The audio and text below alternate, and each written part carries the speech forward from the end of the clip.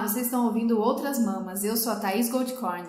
E eu sou a Bárbara Miranda. E esse é o primeiro podcast feminista vegano do país. Uhul! E aí?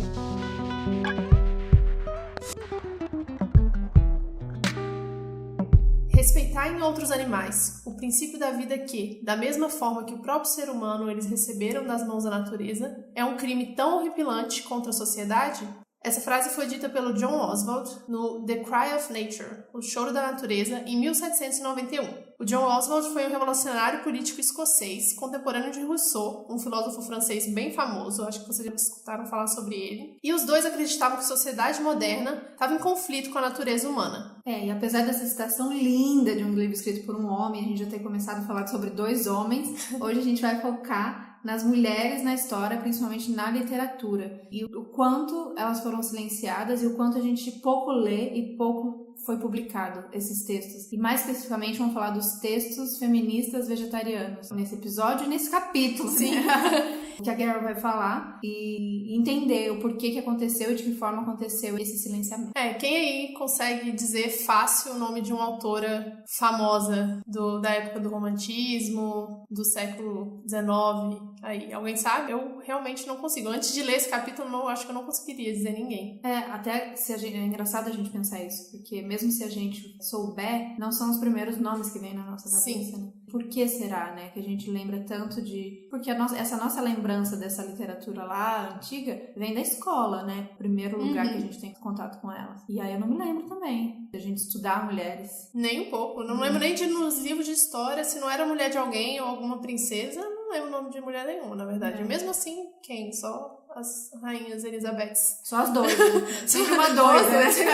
Sempre tem uma doida que acabou com... Ou a gente é doida, ou a gente é bruxa. Maria Antonieta, alguma coisa assim. Alguma coisa fizeram com a gente. Mas é muito interessante que nesse capítulo são tantas citações que a Carol faz, são tantas teóricas, tantas escritoras que você sai querendo anotar tudo e sair pesquisando todo mundo pra ler, né? Que você fala o que fizemos com essas mulheres, o que estamos fazendo com essas mulheres, né? E dá uma vontade louca de sair lendo, porque eu acredito muito que a nossa construção como pessoa veio muito da literatura. Como a gente foi construída se a gente só lê o homem, né? Uhum. Uau, que louco. Muito, muito. Bom, e aí a Carol começa esse capítulo 6 falando de um livro muito famoso escrito por uma mulher que eu, na verdade, não sabia, que é o Frankenstein. Então, Frankenstein é um livro que ficou muito famoso, teve muito destaque, escrito pela Mary Shelley, mas quem sabia o nome de Mary Shelley? O nome de Frankenstein é muito mais conhecido do que o nome da escritora. E quantas adaptações e filmes e tudo, e até hoje é tão presente, um livro de 1818, mas pouco se falou dela, né, e de suas motivações e teoria. Hoje a gente encontra ainda muitas teorias buscando esse teor feminista na sua obra, mas aí a Carol vai trazer ainda outro ponto que esse ninguém falou.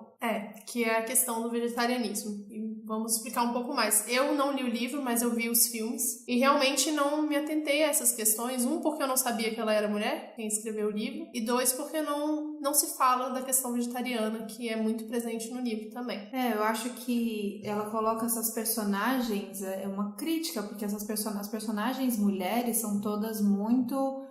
apagadas e submissas e sofridas, e o Victor, né, que é o criador, ele é o que faz, o que vai. Então a gente entra como uma crítica essa posição das mulheres, mas aí tudo que ela quer talvez expressar, ela coloca na criatura. Exatamente. É importante falar que o Frankenstein foi um dos primeiros livros do gênero de horror, né, terror, da história da humanidade. E ela foi muito reconhecida por isso. Ao mesmo tempo, não chegou até a gente, né? Essa questão de que ela era uma mulher e que ela revolucionou tanto a literatura há tanto tempo atrás. E ela fez, é legal falar da motivação dela, né? Que ela fez isso meio que como um desafio, assim, pessoal, para poder se colocar como mulher escritora, porque ela convivia muito com o Lord Byron, que era um escritor muito famoso, e ela era esposa de um escritor muito famoso, o Percy Shelley. Então, fica sempre essa questão aí, né, da motivação dela conseguir se reafirmar num ambiente totalmente masculino. Se hoje já é difícil, imagina naquela época.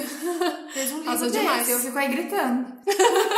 Ela, fez só esse livro incrível que estamos até hoje falando sobre ele. Arrasou. Mas então é isso, é interessante ver tudo que tá dentro dela, que ela quer colocar na figura de uma criatura. E aí acho que a Carol começa a explicar essa coisa da própria criação da criatura,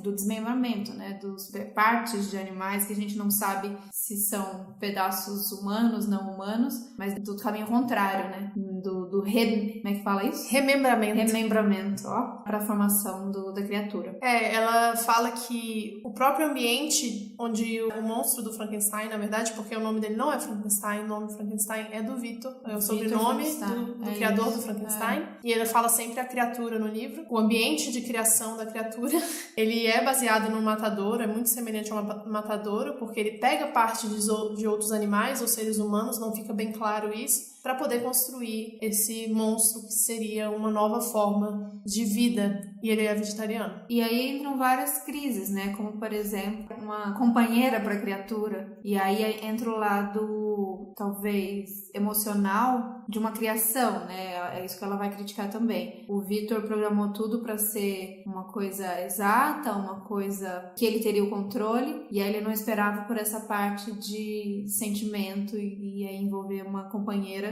e aí buscar o lado feminino, que é o que ele quer negar para a criatura. Além do vegetarianismo, ela coloca a criatura como um ser com uma benevolência bem inerente a ela, né? O que é totalmente contraditório com a imagem que se tem do monstro do Frankenstein, que é uma figura pavorosa que assusta todo mundo, e talvez por isso tenha se tornado um livro de horror, né? Sim. Porque eu imagino que talvez na época ela não tenha pensado totalmente nisso, assim, eu vejo muito mais, lendo as partes do livro e os comentários da Carol, muito mais como um romance do que como um romance e a crítica horror. Do que um horror. Sim. E na verdade a criatura é quase nós, né? Porque ele só quer, gente, viver em harmonia, ser feliz, ficar de boa, não quer matar ninguém, não quer matar nenhum bicho, quer se alimentar das plantas. E é maravilhoso o que ele se tornou, sendo que ele não foi criado pra isso, né? Não era essa expectativa, e nem o criador não é assim. Uhum. E esse ponto que ele chega de pedir uma companheira é em função dele ser excluído, né? Porque já que ele não se comporta de acordo com o que é esperado dele, ele não pertence. O que diz muito respeito sobre o vegetarianismo, sobre o veganismo hoje em dia, né? Exato, a gente é sempre os ETzão, os diferentão, e fica tentando pertencer e fazer parte. É isso, a criatura se sentia completamente fora dessa realidade. E ele pede essa integração maior com a natureza e os animais. Isso é muito interessante. Mais uma vez, nós duas não lemos o livro, mas durante esse capítulo a Carol reproduz várias partes do livro originais e faz as interpretações a partir dessas partes, né? Então a gente está aqui lendo a interpretação da Carol e colocando o nosso pensamento em cima disso. Eu vou ler uma frase que eu gosto aqui, falando sobre a criatura. Frases não do livro, frases da Carol mesmo. O vegetarianismo da criatura serve para torná-la um ser mais digno de simpatia, que pense em como estaria explorando os outros. Ao incluir os animais em seu círculo moral, a criatura fornece um símbolo para aquilo pelo qual ela ansiou e de que necessitou, mas não conseguiu receber da sociedade humana. Como eu amo a criatura! Gente, maravilhoso. Não li, já gosto. Já gosto. Mais que amigos, friends.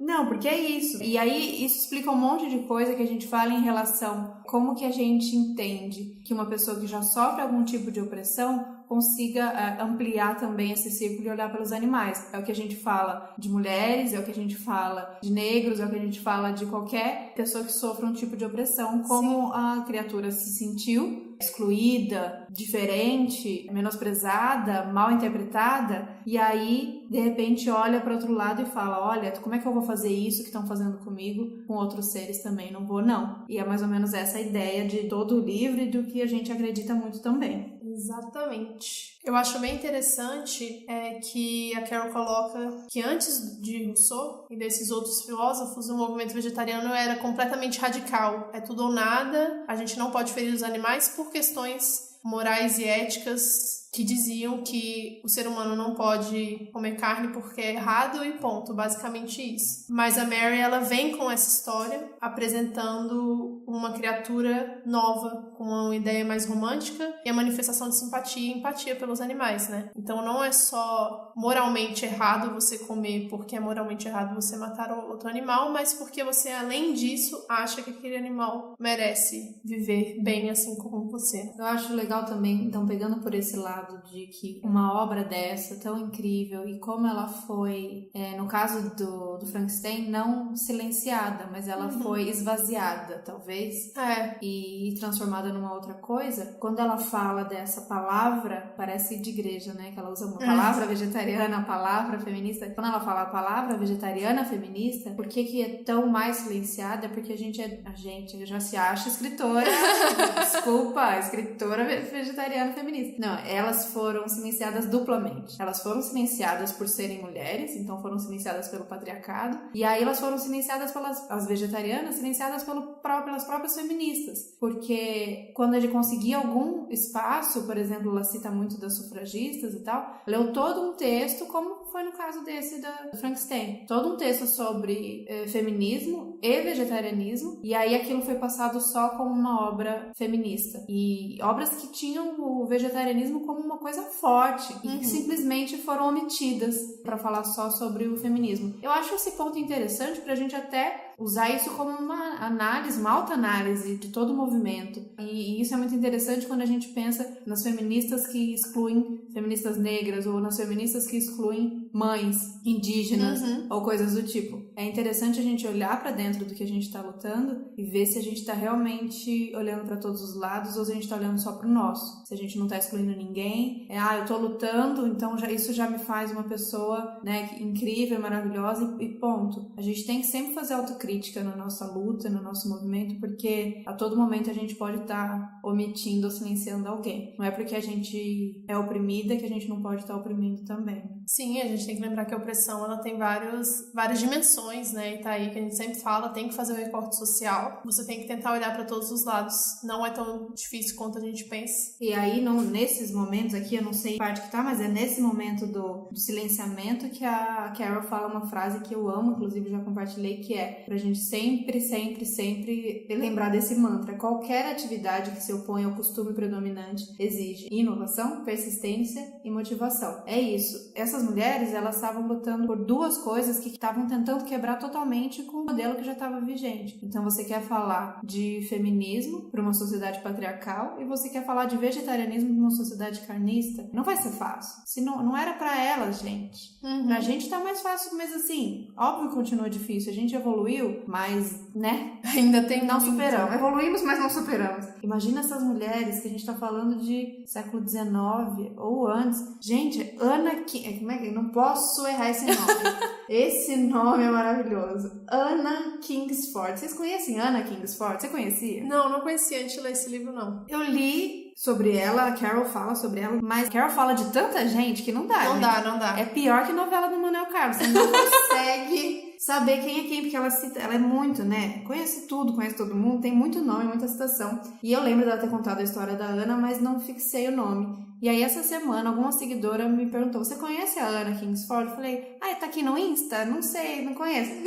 Não, ela foi uma médica, escritora, uma pessoa, assim, super à frente de tudo, porque ela lutou contra a sociedade machista e ela lutou contra experiências científicas, tipo, como é que é isso? Vivificação em animais. Então, já era uma pessoa, assim, a gente tá falando, ela nasceu em 1846. Ou seja, muito tempo atrás. Então, ela foi taxada de quê? Muito louca, bruxa, assim, totalmente apagada, silenciada.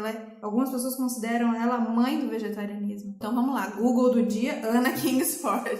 Maravilhosa. E nessa questão do silenciamento desses textos, a gente pode perceber as consequências disso hoje. Então, se lá atrás as próprias feministas ou apagaram e omitiram, excluíram esses textos, hoje explica muito por que a gente fala, nossa, essas mulheres estavam falando disso lá atrás. Como que a gente não avançou tanto assim? Mas acho que talvez se elas não tivessem sido tão apagadas, tão transformadas e silenciadas, talvez a gente estaria um pouco mais à frente nos nossos passinhos aqui em relação ao vegetarianismo, ao veganismo, por exemplo. A gente fala muito em vegetarianismo porque a gente repete como a Carol fala, porque veganismo é um termo, para quando essas mulheres estavam falando sobre isso, um termo novo, né? Elas conheciam como vegetarianismo porque era o que se conhecia. Mulheres que notaram lá atrás que elas não queriam mais fazer parte dessa matança e dessa violência, do mesmo jeito que elas não queriam sentir isso. E a gente tá falando de uma época que a indústria não era nem perto do terror que ela é hoje. Nossa. Já naquela época elas se opuseram a isso. Imagina se elas vissem como a gente vive hoje, o que é a indústria hoje. Exato. Eu fico pensando, né? Porque, na verdade, durante o livro a gente tá falando muito de autoras mulheres e sempre dando exemplos de mulheres, mas a Carol cita muitos autores homens também. Sim. E pessoas famosas, como Rousseau, a gente citou hoje, como alguns outros homens importantes para a história da humanidade, que eram vegetarianos e a gente nunca tinha ouvido falar. Então, na verdade, o discurso vegetariano sempre foi excluído, né? Tipo Hitler, né? Que era vegetariano. Não, não é mentira. Então, eu acho ela fala isso nesse capítulo, inclusive. Ela usa, porque assim, a gente costuma ouvir muito isso como argumento de alguém que não quer se tornar vegetariano. Ah, mas o Hitler era vegetariano. E aí ela tem essa parte aqui, que quem tá lendo não vou conseguir lembrar agora, que ela já explica que primeiro era uma mentira e segundo que a gente não pode justificar, né, uma coisa porque tudo bem, o Hitler era vegetariano, Gandhi também era, sei lá. E aí? Tem uma galerinha aí atrás que era vegetariana e a gente não sabe porque não é uma narrativa. Todos os outros assassinos e loucos e malucos eram carnistas. Pois então... Mas tem essa questão, né, do silenciamento de todas as partes. A mulher sempre foi muito silenciada e agora a gente tá nesse movimento contrário, pelo menos quem segue o movimento feminista tá aí buscando. Eu mesma, se deixar, só leio o livro de mulheres agora. Sim. Pra poder ver essa narrativa, outro tipo de narrativa mesmo. Mas o vegetarianismo sempre foi silenciado porque eu acho que talvez o carnismo seja ainda mais sistêmico do que o machismo. E é engraçado a gente falar disso porque a gente sente isso até hoje, no veganismo de hoje, 2018. Eu e a Babi, a gente sempre fala sobre isso e a gente vai ter um episódio que a gente vai falar só sobre isso, do tipo, por que a maioria, porque isso a gente já sabe, que já aprendemos com a Titia Carol, por que a maioria das pessoas veganas vegetarianas são mulheres? Mas a nossa pergunta é, por que as pessoas que mais aparecem como ativistas e estão aí na mídia e estão arrasando são homens? Pois é, não faz o menor sentido. Me responde essa. Não faz o menor sentido. Eu também amo James Asper. Amo, maravilhoso. Mas assim, Earthling Egg, todos esses caras gringos... Casaríamos. Aqui no Brasil, casaríamos. Mas assim, cadê as mulheres? A gente já ouviu que aqui no Brasil a gente tem, na verdade não. Na verdade a gente tem muitas mulheres aí. Podemos falar de Luísa Mel, da Alana. Mas é que a gente não tem ainda essa figura de ativista famoso de rua, de frente. Não tem, né? Não tem. Nenhuma mulher, assim, que destaque eu acho. Nesse sentido. E pra vocês terem noção, gente, o público de Outras Mamas é 90% feminino e só 10% que é de homens. Ou seja, é muito, né? É um número muito grande de pessoas. O meu Instagram, pessoal não, a Chata Vegana, é quase isso também. Eu acho que é 85, 86, talvez. Eu acho muito importante que a gente fale sobre isso e que esse discurso seja ouvido por mulheres, porque a gente precisa entender o que está acontecendo para aí a gente lutar contra, mas seria muito interessante que os homens ouvissem também, né? Aí, aliás, eles precisam ouvir. Como a gente faz? Você conhece um homem? Você conhece um homem, por favor? Tem um homem aí do seu lado? Chama ele, põe ele pra ouvir. É importante. Tem uma coisa que... Aquela conversa.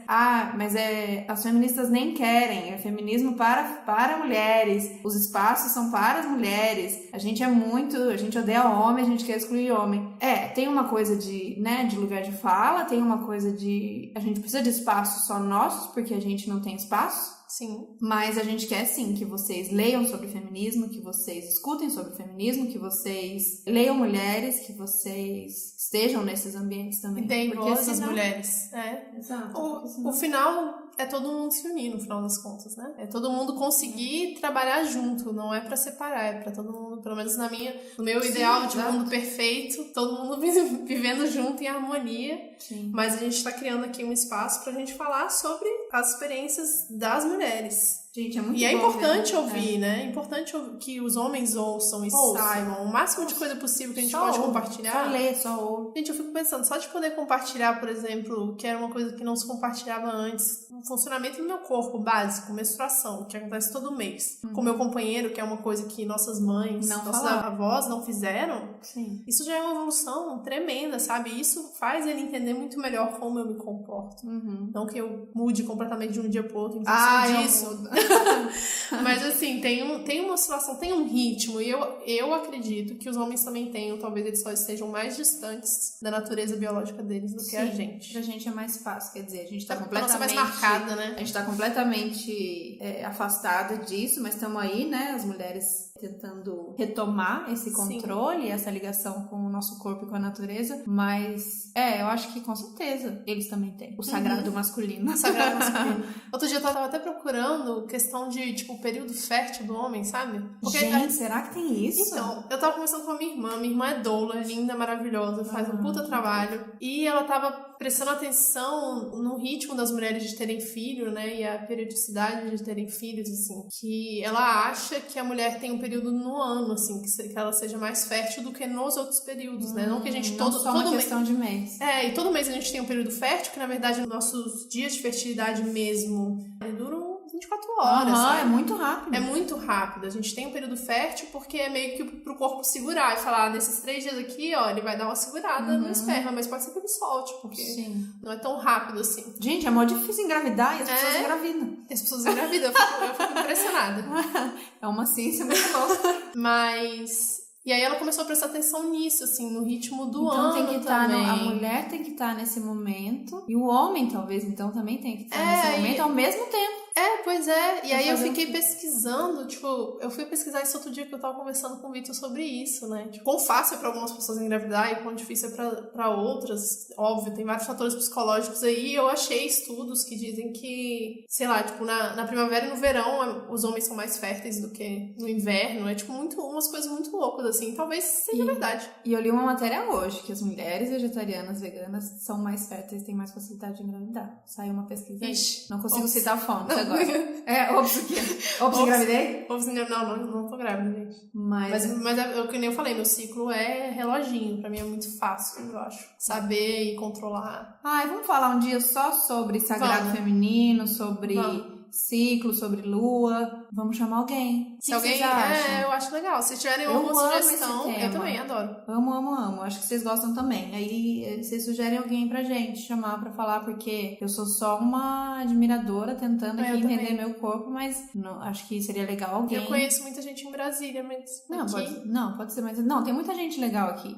Onde eu me consulto, minha ginecologista, tem 2 lugares, né? Muito legais aqui. Tem o coletivo, o feminista de sexualidade, mas ele é um lugar mais de uma ginecologia mais natural, mas acho que não fala tanto aí do sagrado feminino. Mas tem o Panapaná, que aí tem as meninas super tratam disso, tem várias rodas de mulheres. Acho que a Bruna, minha médica linda, ginecologista, não sei se ela me ouve, acho que pode ser uma pessoa legal. Mas aí tem muita gente pra gente pensar. Voltando, literatura, achamos horrores. Gente, mas quem é o Frankenstein perto de menstruação? Muito chato, menstruação é muito mais legal. Não, brincadeira. Eu achei umas anotações aqui, que é isso que a gente tava falando do silenciamento, não só na literatura, como principalmente ligado à exclusão da mulher do poder de discurso oral. A gente falou sobre isso essa semana, né, Babi? E isso reflete, a gente acha que não, mas reflete tanto na nossa vida, quando você vai num grupo, assim, você percebe ainda o tanto que os homens, mesmo tímidos, mesmo com problemas, mesmo com questões, porque cada um, eles têm muito mais facilidade de ir e falar e se posicionar do que a gente. E não é uma questão biológica nem de personalidade, a gente sabe de onde vem isso. Então, até essa questão da gente se colocar nos lugares, não se sentindo preparada, com vergonha, achando que não sabe, se coloca nos lugares, que a gente precisa ocupar os espaços que nos foram tirados. Então, vai pra rua, vai falar, alguém quer falar alguma coisa, vai você, levanta a mão na frente de um homem, derruba ele, sai correndo e vai falar, escreve, publica. A gente tem que perder essa coisa do ainda não tá tão bom, ainda não tá incrível, porque tem muito cara merda escrevendo coisas medianas e aí sendo aplaudidos, sendo ovacionados, e a gente aqui, mas não tá perfeito ainda preciso mais. Síndrome do impostor, né? É isso, sempre acha que a gente é pior. Quando a gente acha que a gente tá fazendo um negócio legal, o primeiro elogio que você recebe, ou quando alguém quer, né, te publicar ou te chamar, você fala, nossa, logo eles vão descobrir que eu sou uma farsa. Eu não sou tão boa assim. Eu não sei nada disso. O que eles inventaram? Isso não é você, tá? Tenta sempre lembrar que todas nós passamos por isso, porque isso foi colocado pra gente. Isso é construção social. Isso não nasceu com a nossa vagina, juro por Deus. Ai, que nervoso que eu fico. Demais. Então vamos falar, a gente precisa ter voz, e essas mulheres, se essas mulheres elas lá atrás foram silenciadas, hoje que a gente não temos o mesmo espaço, mas que a gente consegue furar e consegue tentar chegar, vamos se enfiar, e vamos falar, e vamos escrever, e vamos fazer, porque é só assim, é só metendo louco mesmo, porque senão eles vão continuar do jeito que tá confortável pra eles. E assim, eu sei que assim, os homens muito legais que nos ouvem, os nossos companheiros, eles não precisam nem mais fazer isso, né? Uns fazem, mas eles não precisam nem mais silenciar, gente. Isso já foi feito. Eles acham que é natural. Essa coisa deles conseguirem falar e eles serem ouvidos, eles nem percebem que eles não são interrompidos. Nossa! Eu li essa semana também, vai lembrar. O que foi um cara que criou um cara, ele trocou o login com a pessoa que trabalhava com ele, ela era uma mulher. E eles trabalhavam com alguma coisa. E não sei se porque você viu isso? Era numa agência. Uma agência. E aí ele precisou usar o nome dela pra assinar os e-mails, alguma coisa. E aí nesse momento que ele usou o nome dela, ele percebeu o quanto tava difícil, porque ele não conseguia, os clientes não ouviam. Tudo dela era negado. Aí ele falou, caraca, mano, eu não consigo fazer nada, tá tudo mais difícil, eu tenho que provar 1000 vezes mais o quanto eu tô certo, o quanto pra confiar que é isso. E aí sim, só assim o homem pode perceber o que é o nosso básico, o nosso dia a dia, que é isso. O ideal é que eles não tenham que passar por isso, né? Não precisa fazer um experimento. Exato, não precisa fazer um experimento. É só ouve a pessoa que tá do seu lado ou percebe, né? Que se pra gente é muito mais difícil falar, que tal se você ceder seu espaço algumas vezes? Que tal se você der voz algumas vezes? Eu fui participar de uma seleção esses dias, até contei pra Thaís, que foi difícil, assim, porque me colocaram num grupo só de homens. Eu vi que tinham me colocado num grupo só de homens porque talvez eu tenha sido a única que falou de feminismo, né? E aí foi difícil porque eu fui silenciada várias vezes e conscientemente, eu prestando atenção, eu sabia que eu ia ser interrompida, assim, eu era interrompida e como era uma seleção pra ver minha personalidade, eu não podia perder a paciência, cara, né? Então é difícil. Eu me empenhei. Porque, na verdade, se eu sou... na minha cabeça, né? Se eu seleciono, eu falo. Se ela perder a paciência, ela tá certa. Porque como aguenta um negócio desse? É muito difícil. Mas é isso. Aí, voltando, né? Que estamos falando de vegetarianismo. Então, essa coisa da gente... Quando a gente fica muito enfática, então, em querer falar, como feminista, como mulher, de querer dizer, de querer defender, porque isso mexe com as nossas emoções. Da mesma maneira, um vegetariano também é visto dessa maneira quando ele tenta desarmar. Então, quando a gente vai defender, nosso discurso muitas vezes é tido como emocional, como histérico, como radical, da mesma maneira que a gente é vista como feminista. Eu gosto sempre de falar isso para as feministas que estão aí, que estão na luta, ou mesmo as que não estão no ativismo, que não estão na militância, quando a gente sabe isso, sendo mulher, quando você vai defender seu ponto em relação a uma crítica ao machismo, uma crítica ao patriarcado, a gente vai ouvir nossa, que exagero, nossa, pirou. E da mesma maneira, a gente defendendo o veganismo, a gente vai ouvir as mesmas coisas, porque é um ser humano tentando quebrar com uma coisa que já tá confortável para outros seres humanos. Então, tipo, calma aí, que você tá querendo tirar meu conforto, você tá querendo tirar meus privilégios. Então, a gente sempre vai ouvir essa resistência. O negócio é continuar.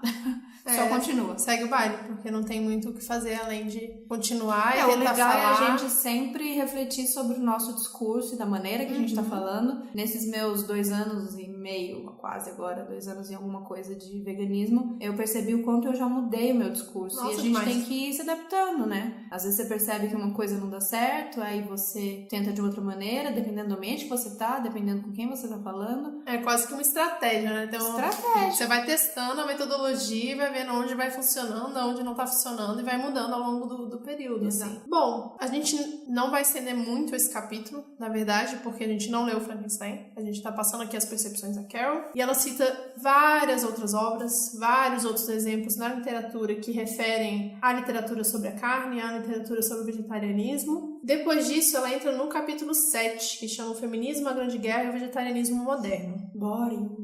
Pois é, então a gente teve um problema com esse capítulo que a gente achou meio chato. Carol, não, ainda bem que você não entende português. Tira!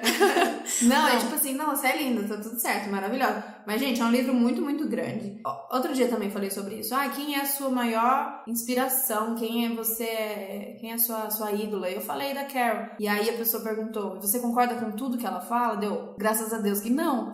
Porque não é a mesma pessoa que a gente mais admira, que a gente acha incrível. Esse livro, de verdade, pra mim é uma bíblia. família, abriu tantas coisas na minha cabeça que eu não tinha visto, e tantas maneiras de explicar uma coisa que eu já sabia, mas não sabia como explicar. Mas, obviamente, vão ter momentos ou frases ou pedaços que a gente não concorda. A gente põe o pé pra trás e fala, gente, eu fico pensando, talvez ela não concorde mais.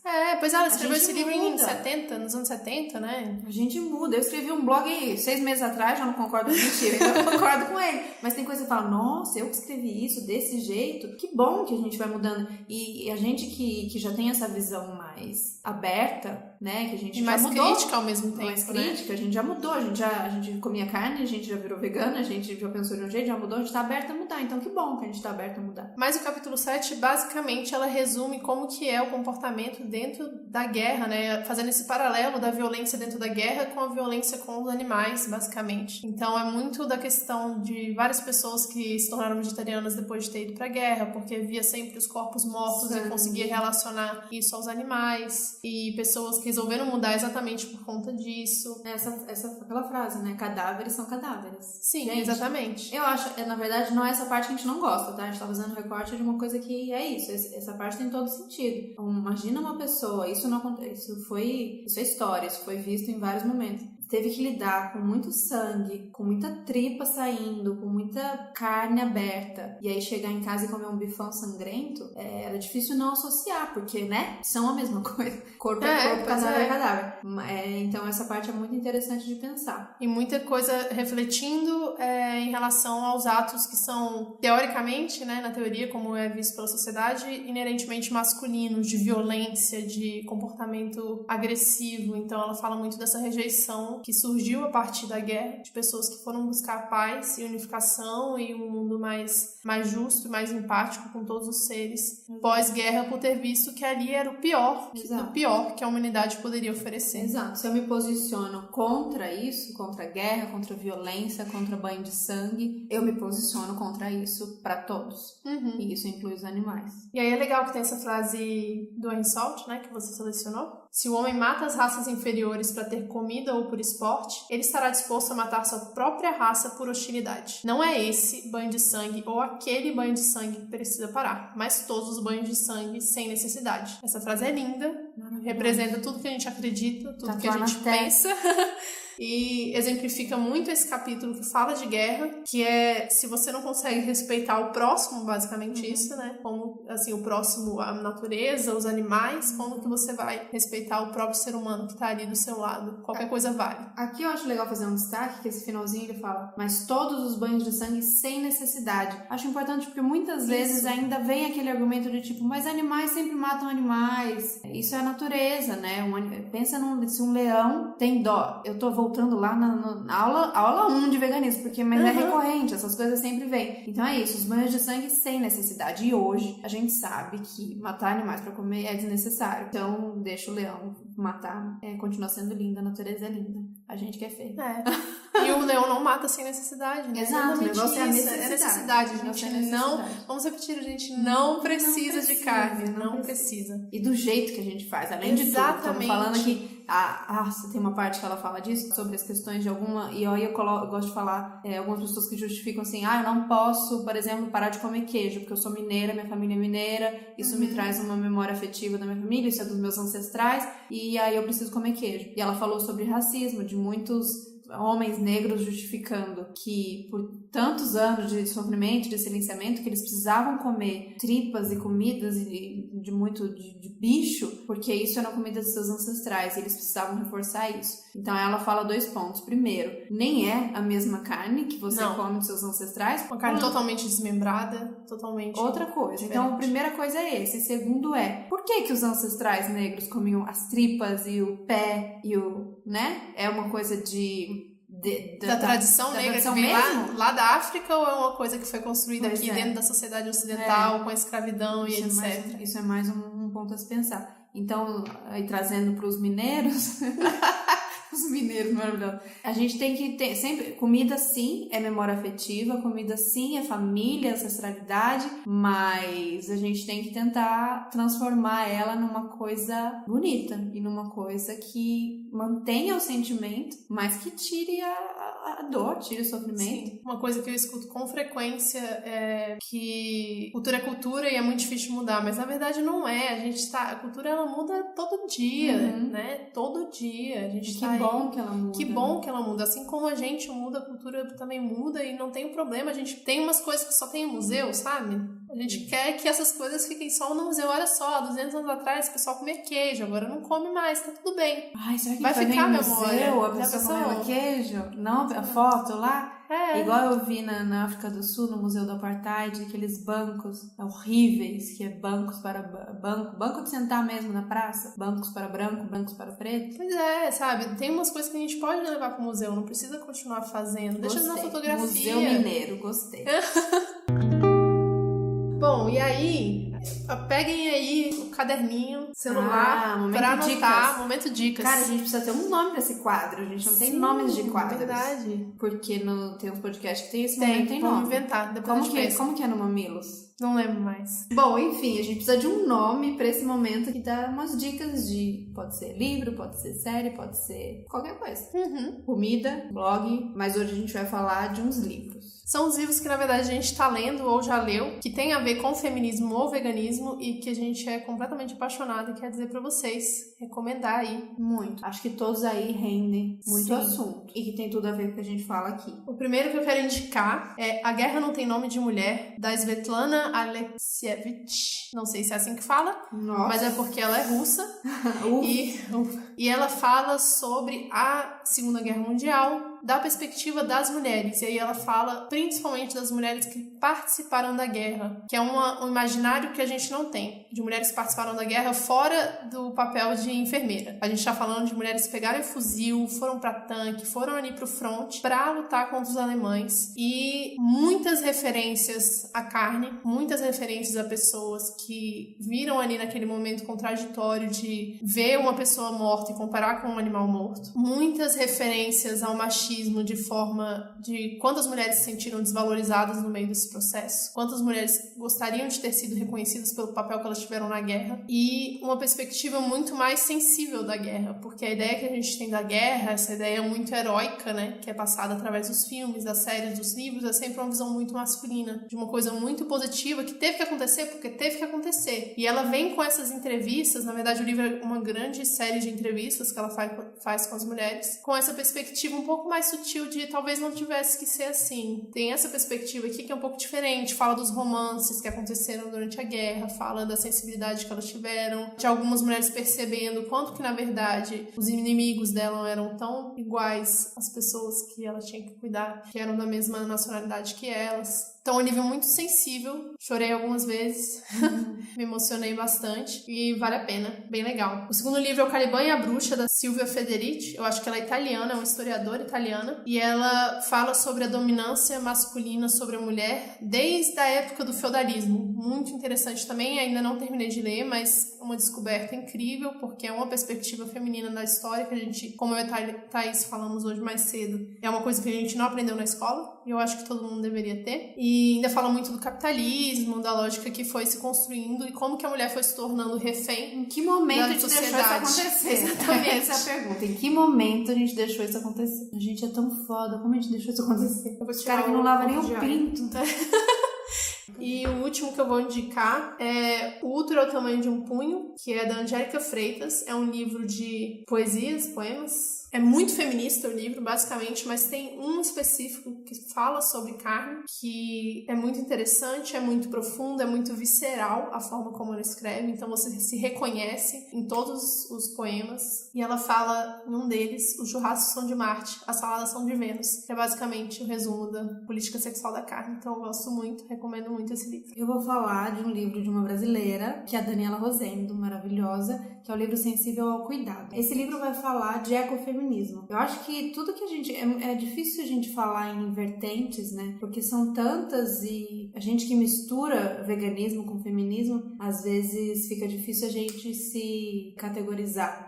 Mas o ecofeminismo, tirando algumas exceções, ele tem esse lado que abrange um pouco do que a gente fala, que é mulheres, natureza e a forma como a gente lida com ela. E ela vai falar nesse livro. Depois a gente compreendeu por que a gente coloca mulheres, animais e natureza natureza sobre o mesmo olhar, numa perspectiva feminista e de gênero. E aí a gente vai vendo as conexões da maneira como a sociedade patriarcal domina e utiliza disso de uma mesma maneira. Mulheres, animais e natureza. É muito interessante, muito legal. Também não terminei, mas estamos aí. A indicação, outra que eu tenho agora, que essa semana que eu conheci e que, assim, explodiu minha cabeça, e eu tô muito apaixonada, muito encantada, é um canal no YouTube, que é o Tese 11. Esse é um canal feito pela Sabrina Fernandes, e ela fala sobre socialismo, sobre política, sobre Marx, e aí é muito legal porque ela tem uns vídeos sobre veganismo e a relação disso tudo com o socialismo, com esquerda e com política.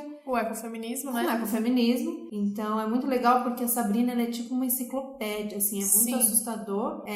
O tanto de conhecimento que ela tem, o tanto de propriedade que ela tem pra falar. Ela é socióloga, professora, militante, feminista, ecossocialista. Vegana agora, maravilhosa. Então eu tô realmente apaixonada e eu tenho certeza que se vocês entrarem lá e vocês verem os vídeos da Sabrina, vocês vão se apaixonar também, porque é muito conteúdo e é muita clareza em falar, assim. Às vezes você fala, muita gente, né, tem dificuldade em querer falar de política e querer relacionar esses outros assuntos com política. Ela tem uma super propriedade pra falar, mas ela torna simples. O jeito que ela fala faz a gente compreender e ver que tá tudo ligado. Muito bacana. A outra dica é do portal, é de um site que é o Modifica. Eu acho que vocês já devem conhecer, porque ela trata de moda, de sustentabilidade, mas a fundadora, Marina Colerato, ela tem uns textos muito legais também sobre ecofeminismo, sobre veganismo. Eu vira e mexe compartilho alguns textos dela e são textos muito bons. O portal é lindo e é legal porque a gente fala também muito disso. Ela fala de moda, de lixo, de sustentabilidade, como tá tudo ligado também.